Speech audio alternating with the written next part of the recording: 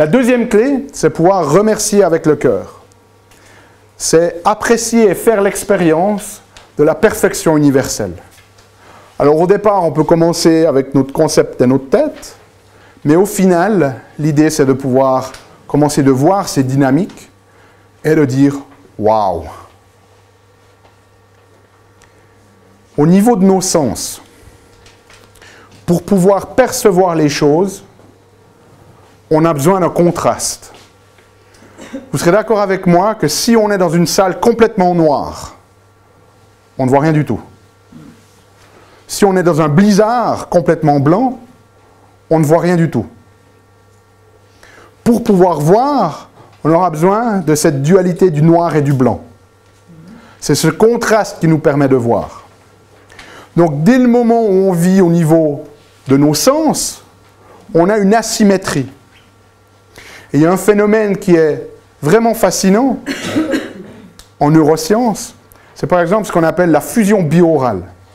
Ici maintenant, vous m'entendez et le son de ma voix arrive très légèrement décalé à vos oreilles, de par notre positionnement. Ce qui fait que vous avez la perception que je suis à l'extérieur de vous. Si on prenait ma voix et qu'on l'envoyait dans vos deux oreilles et qu'elles arrivaient sur votre tympan exactement en même temps, avec la même fréquence vibratoire, avec la même vitesse, avec le même angle, il y aurait une fusion de cette information et vous auriez l'impression que je suis à l'intérieur de votre tête. C'est-à-dire que la perception qu'on a de ce monde extérieur, c'est parce qu'on a une asymétrie de nos sens. Okay? Si on était capable de faire une fusion de tous vos sens maintenant, vous n'auriez aucune notion de ce monde extérieur. Donc, quand vous êtes asymétrique dans vos perceptions, c'est le monde extérieur qui vous dirige.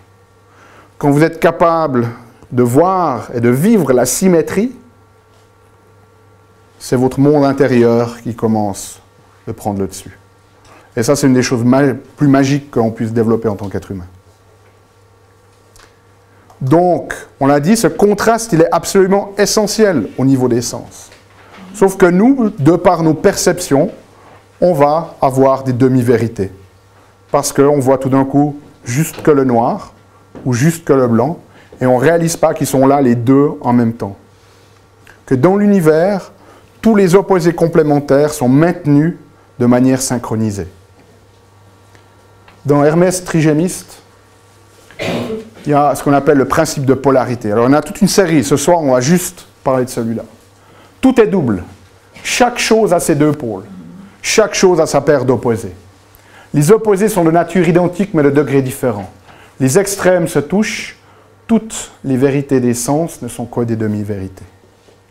Toute émotion que vous avez est une demi-vérité.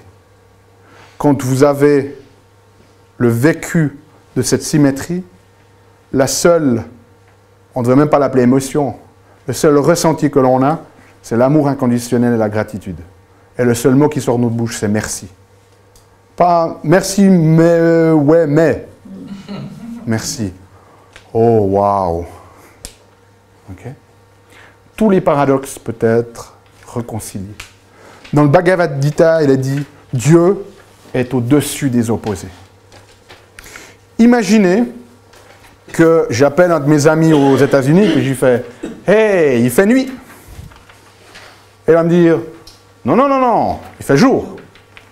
Je prends une photo, je lui fais « Qu'est-ce que tu racontes ?»« Regarde, il fait nuit, je peux te le prouver. » Qu'est-ce qu'il va faire? Prendre une photo et me prouver qu'il fait jour.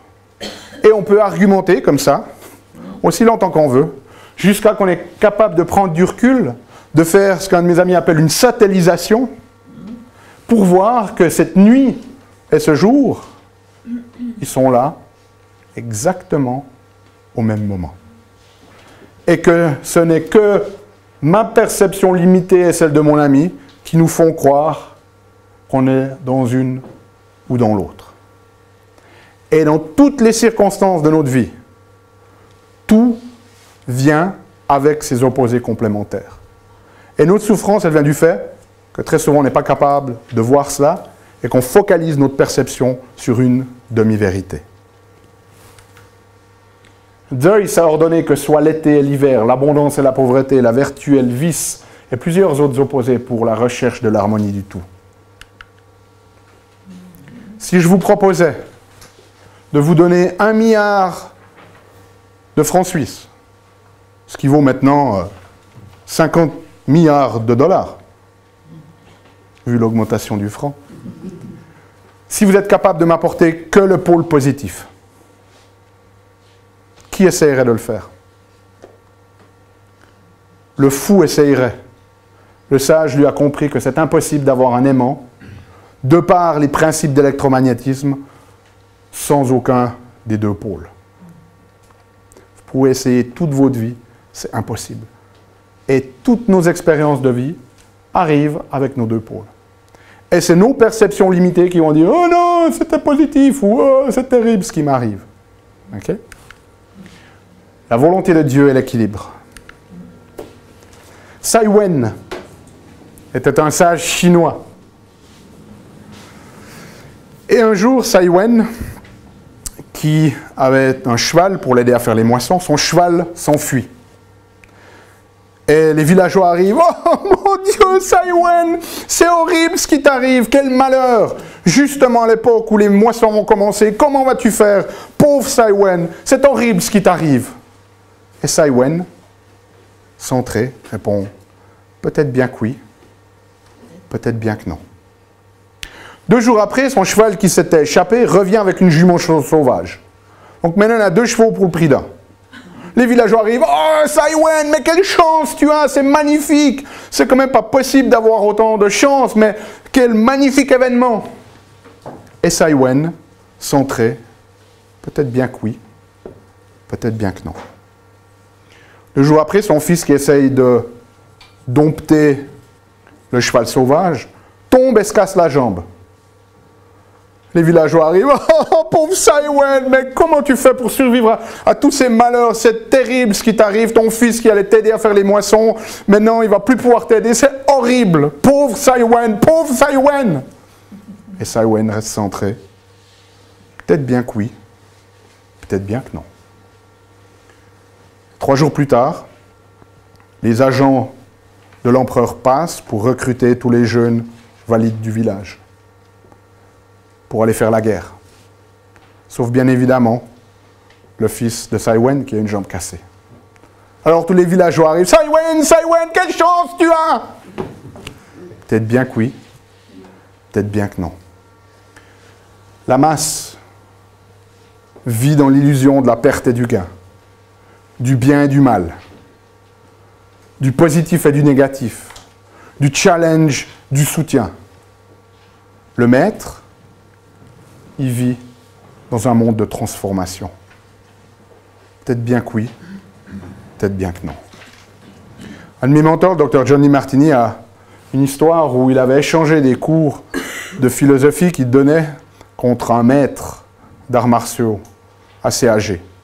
Et à sa première séance, le maître d'art martial lui dit « Vas-y, attaque-moi, essaye de me tuer. » Et Demartini, qui a 40 ans de moins que le gars, il fait « Non, non, écoute, je ne vais quand même pas te faire mal. » « Non, non, vas-y. » Il essaye, il met un point, et le gars l'évite, le fait tourner sur lui-même, l'embrasse sur la joue et le fait tomber par terre. Il le relève. « Attaque-moi, essaye de me tuer. » Demartini essaye, coup de pied. Il l'évite, il le fait tourner, il l'embrasse sur la joue, il le fait tomber par terre, il le relève. Dans la vie, on a tous une série d'expériences. Le maître, il voit n'importe quel challenge comme une invitation à danser. L'élève, qui manque d'illumination, voit tout comme une attaque. L'amour de Dieu est pur quand la joie et la souffrance génèrent le même sentiment de gratitude.